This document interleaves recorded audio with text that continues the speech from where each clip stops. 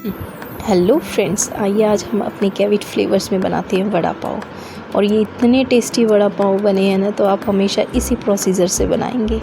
तो आइए उसकी तैयारी करते हैं। कढ़ाई में तेल ले लेते हैं। जैसे ही तेल गर्म हो जाता है उसमें हम ज़ीरा डाल देंगे। ज़ीरा डालने के बाद हम उसमें प्याज डाल देते हैं और 2 हरी मिर्च। हमारे यहाँ पे तीखा खाना पसंद करते हैं, तो इसलिए मैं 2 हरी मिर्च डालती हूँ। और मैं जो आलू का मसाला होता है उसमें टमाटर ज़रूर डालती हूँ, जिससे आलू के मसाले में जूसी फ्लेवर आ जाता है। टमाटर, प्याज और हरी मिर्च भूनने के बाद वही बेसिक मसाले रेगुलर वाले हमारे नमक, मिर्च, हल्दी और गरम मसाला, इन मसालों को अब हमने प्याज टमाटर में भून लेना है, अच्छे से भून लेना है। भूनने के बाद हम इसमें उबले हुए आलू मैश करके डालेंगे। और आप देखना, जिस तरीके से मैं आलू का मसाला बना रही हूँ आपको भी सेम उसी प्रोसीजर से बनाना है। और इसका इतना अच्छा टेस्ट आता है ना, आपको दबा दबा के भूनना है ये मसाला कढ़ाई में। और मीडियम आंच रखनी है, अपने फ्लेम आपको मीडियम फ्लेम रखनी है। और जैसे मैं दबा दबा के इसको भून रही हूँ ना मसाले को, सेम ऐसे ही आपने करना है। इससे इतना अच्छा टेस्ट बनता है आलू के मसाले का, और सारा फ्लेवर इसी में होता है। आपके जो वड़ा पाव का टेस्ट है वो सिर्फ इसी मसाले पर टिका हुआ होता है। जितना टेस्टी ये मसाला बनेगा उतने ही आपके टेस्टी वड़ा पाव बनेंगे।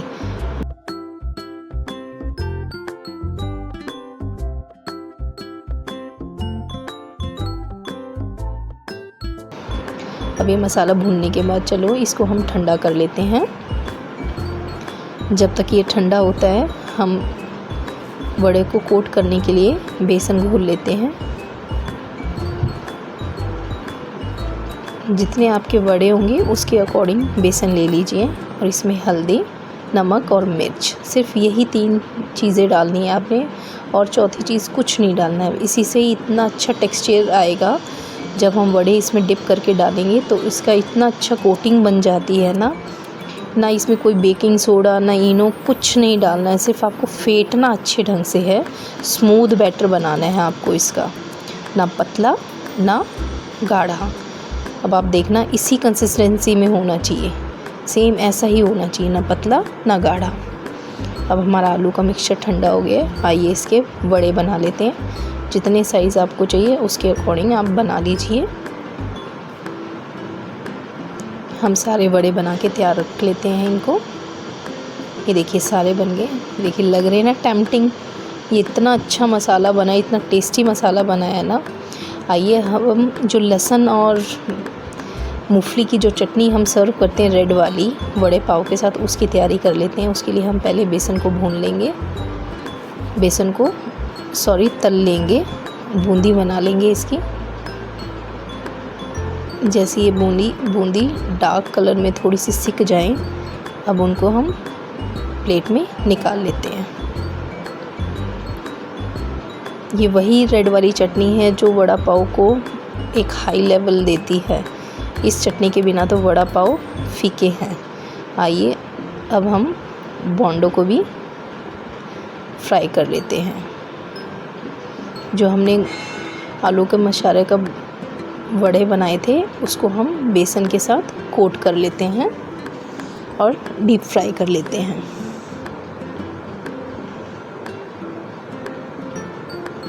देखिए जैसे मैं घुमा घुमा के इन वड़ों को, आलू के वड़ों को डाल रही थी, कोटिंग करी थी, सेम आपको उसी प्रोसेसर से करने हैं। देखिए कितनी अच्छी कोटिंग आई है ना। अभी आधे कच्चे आधे पक्के हैं। अब देखिए इसमें देखिए कितना ब्राउन टेक्सचर आ गया है। सेम ऐसा ही टेक्सचर हमने रखना है।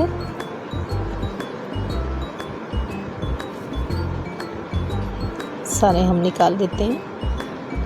हमारे बाकी बचे हुए वड़ों को भी हम ऐसे ही डीप फ्राई कर लेते हैं।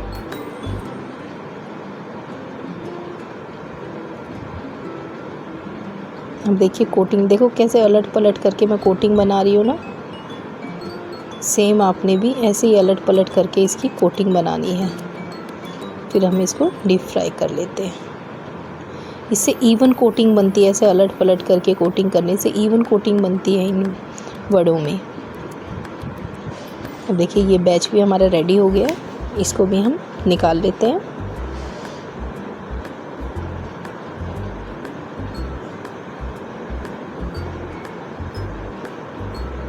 अब आइए हम अपनी जो लहसुन की चटनी बनाते हैं उसकी तैयारी करते हैं। ये हम हरी मिर्च ले लेते हैं। हरी मिर्च में स्लिट करना ना भूलें, क्योंकि आप स्लिट करके अगर फ्राई करेंगे तो ये फट के आपके चेहरे पे और आपको भी जला सकती हैं, इसलिए आप हरी मिर्च में एक बीच में चीरा लगा लें। और देखिए मैंने थोड़ा सा तेल अलग करके इनको फ्राई कर रही हूँ, लहसुन को और हरी मिर्च को, क्योंकि अगर उसी तेल में करती तो पूरा तेल में लहसुन का फ्लेवर हो जाता। और कुछ ऐसी डिशेस होती हैं जिसमें लहसुन का फ्लेवर अच्छा नहीं लगता, तो इसलिए मैं अलग से फ्राई करती हूँ। इन हरी मिर्च को अलग कर लेती हूँ। मैं जो लहसुन की चटनी बनाऊँगी उसमें ये हरी मिर्च नहीं डालूँगी, सिर्फ मैं लाल मिर्च का पाउडर डालूँगी, उसी का टेस्ट है वो। ये मैं इनके साथ सॉल्टेड पीनट्स डाले। मैं हमेशा जब भी मूंगफली की चटनी बनाती हूँ तो यही पीनट्स यूज़ करती हूँ। आप कच्ची मूंगफली को भी भून के डाल सकते हैं। अब इसमें नमक और 2 चम्मच भर के मैं इसमें लाल मिर्च डालूँगी। ये बिल्कुल भी तीखी नहीं लगेंगी। जितना भी बेसन की बूंदी थी ना, ये सारे इस तीखेपन को अपने में ऑब्जर्व कर लेंगे और बिल्कुल भी तीखा नहीं लगता। और मूंगफली भी डली हुई तो इससे ये तीखापन ढक जाता है और इतनी अच्छी बनती है ना। इसके बिना तो वड़ा पाव फेल है, इसके बिना तो हम वड़े पाव को सोच ही नहीं सकते। आइए अब हम अपने पाव को सेकने की तैयारी कर लेते हैं। सभी पाव में हम बीच में से चीरा लगा लेंगे और तवे में घी लगा लेते हैं। घी लगाने के बाद इन सभी पाव को एक साथ सेक लेंगे, क्योंकि बड़ा तवा है तो एक साथ सिक जाएंगे। और बड़ा पाव के साथ सर्व करने के लिए चाय भी मेरी साइड में गैस में चल रही है। देखिए आप बन रही है साइड वाले गैस में।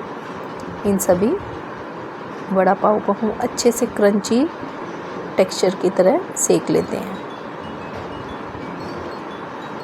दोनों तरफ घी लगा के अलट पलट करके इनको सेक लेंगे अच्छी तरह से।